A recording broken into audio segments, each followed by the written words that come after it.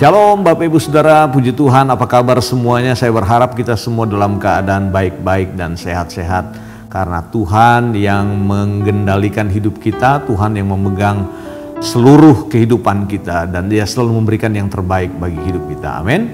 Mari kita siapkan hati dan pikiran saudara dan saya tentunya untuk membaca dan merenungkan firman Tuhan yang terambil dalam surat 2 Timotius pasalnya yang ketiga, ayatnya yang ke-10 hingga 13.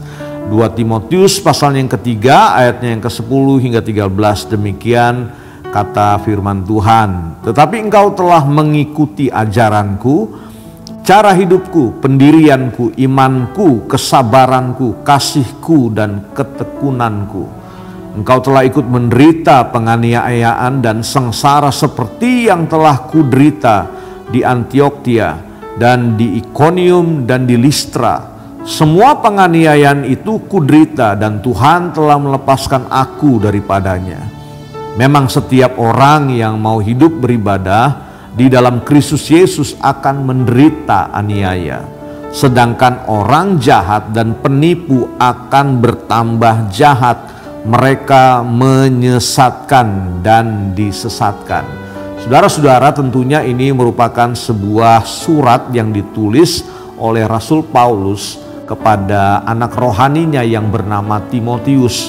Timotius mengikuti kemana saja Rasul Paulus pergi, bahkan dalam pelayanannya Paulus mengatakan dan menyaksikan bahwa Timotius sudah mengikuti ajarannya.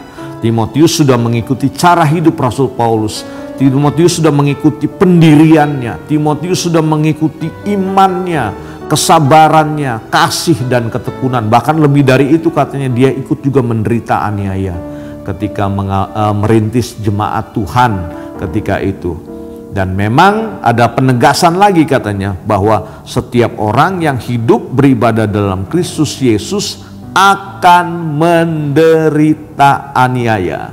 Nah, seringkali saudara-saudara kita jarang mendapat informasi tentang firman yang seperti ini. Kita hanya menyodorkan atau mengajarkan kepada jemaat bahwa ketika kita beribadah, ketika kita mengikut Tuhan, ketika kita melayani Tuhan, maka akan ada berkat besar, kelimpahan, kesuksesan, berkat yang berkelimpahan akan mengikuti kita. Kita seringkali jarang memberitakan bahwa ada sisi penderitaan ketika saudara dan saya mengikuti Tuhan atau beribadah kepada Kristus. Jangan salah bahwa ketika saudara mengalami masa-masa yang sulit seperti ini, sesungguhnya Tuhan sedang menyatakan kemuliaannya di dalam kita. Dan itulah yang memurnikan iman kita, yaitu ketika saudara mengalami penganiayaan, ketika saudara mengalami masa-masa yang sulit, ketika tidak ada orang yang bisa mensupport kita, dan kita hanya berseru dan bersandar hanya kepada Tuhan. Rasul Paulus bahkan sudah banyak menyaksikan, bukan hanya kepada Timotius, kepada jemaat-jemaat yang dikunjungi ketika dia dalam pelayanan. Dia menyaksikan betapa susahnya untuk melayani Tuhan dengan cara yang murni. Karena belakangan ada banyak juga saudara-saudara palsu, ada banyak orang-orang yang mengambil kepentingan dari Injil, bahkan dari pemberitaan Injil Tuhan.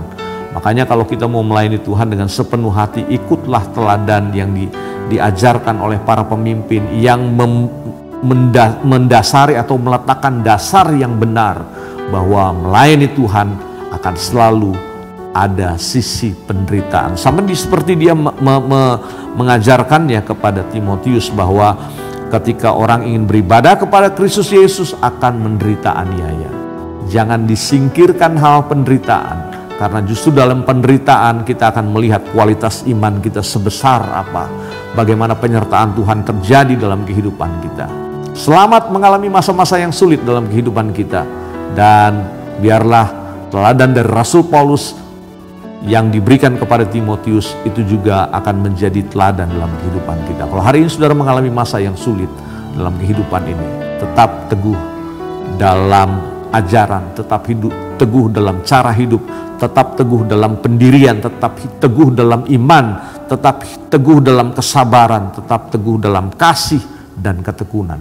Kiranya Tuhan menolong kita semua. Mari kita berdoa.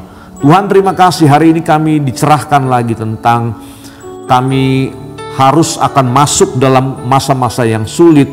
Oleh sebab itu Tuhan, biarlah kami mengikuti teladan dari Rasul Paulus bahwa pelayanan yang dirintis dengan air mata, dengan kesulitan akan satu ketika akan membuahkan hasil. Bahwa ya benar bahwa mengiring Tuhan tidak selama-lamanya kami mengalami masa-masa yang enak dan mengalami kelimpahan berkat. Ada masa-masa tertentu mungkin juga kami harus melewati lembah kekelaman, lembah air mata. Tetapi disitulah Tuhan membuat kualitas iman kami semakin meningkat, dan kami bersyukur untuk masa-masa yang kami lewati di masa sulit itu. Menyatakan bahwa Tuhan yang kami sembah adalah Tuhan yang hidup, yang berkuasa, yang menyatakan kasih dan pembelaannya bagi semua orang yang berseru kepadamu. Terima kasih Bapa, berkat-Mu atas umat-Mu. Dalam nama Yesus kami berdoa dan bersyukur. Haleluya. Amin.